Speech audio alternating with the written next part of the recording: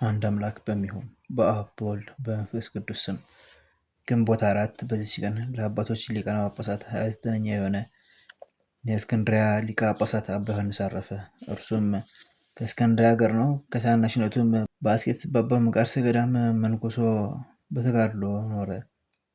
ከእርሱም አስቀድሞ የነበረ አባ አትናቴዎስም ባረፈ ጊዜ አዋቂዎች ኤጲስቆጶሳት ሕዝቡም ሁሉ መረጡት። ወስደውም በግድ ተሾም አሉት። እርሱ ግን አልፈለገም። የክርስቶስን መንጋ እንዳይተው ሌላ ተሹሞ በክርስቶስ መንጎች ላይ ጥፋት እንዳያመጣ ብዙ ልመናዎችን ለመኑት።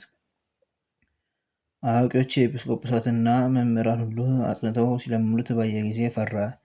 ይህ በክብር ባለቤት በጌታችን ኢየሱስ ክርስቶስ ፈቃድ ይሆን ብሎ አሰበ። ከዚህም በኋላ ሊቀ ጵጵስና ሾሙትና በወንጌላዊ ማርቆስ ወንበር ላይ ተቀመጠ።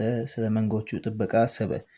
ደግሞ ስለ ትምህርት መጻሕፍትን ስለ ማንበብ በቀናች ሃይማኖት የሚያጸናቸው ሆነ።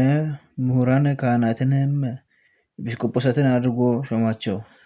በዚያ ወራትም ስሙ ዘይኑን የሚባል እግዚአብሔርን የሚፈራ ደግ ንጉሥ ነበረ። ይህንንም ቅዱስ ስለረዳው ስልጣኑ በአገሮች ሁሉ ተዳረሰች። የቀናች ሃይማኖትም በግብፅ አገሮች ሁሉ ላይ ተዘረጋች። በዚያም ወራት ስንዴና ወይን ዘይትም የተሞሉ ብዙ እንቅቦችን ለቤተ ክርስቲያናትና ለገዳማት ለፍላጎቶቹ ንጉሥ ዘይኑን ላከ። ለዚህም አባት ዘመኑ ሁሉ ሰላም ሆነ። ጌታችንም በስራው ሁሉ ተደሰተለት።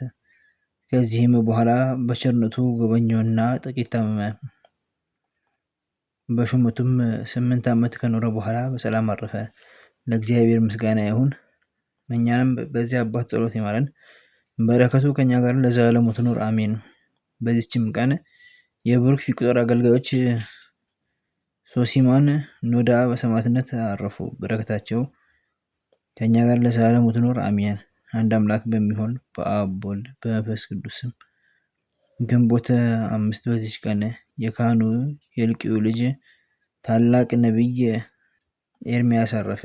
ዘአቅረብኩ ማሕሌተ ዘኪርየ አእላፈ እምይጸምዱከ ዘልፈ ለላነበብቶ ከፍዜኔቴ መጽሐፈን ተደሰከ እግዚኦ ጸሪቀኑ ትጉፈ እምእለ አቡነ ዘተርፈ ነቢያት ቅዱሳን ሐዋርያት ሰባክያን ሰማዕታት ወጻድቃን ደናግል አዲ ወመነኮሳት ሄራን ባርኮ ጉባኤ ዛቲ መካን እስከ ረጌሊ ቆኖ ህፃን ለህፃፉ ክርታስ ወለዛጻፉ ዘደስ ወለዛንቡስ ትርጉ ሳዲስ ወለይሰማ ቃሎ ዝነፈስ ጸሎተሙ ማርያም አደቂተ ኩሉ እምባ ስውር ማርነ ኢየሱስ ክርስቶስ በቅዱሳኑ ጸሎት ጠብቀን፣ በረከታቸውም ከኛ ጋር ትኑር።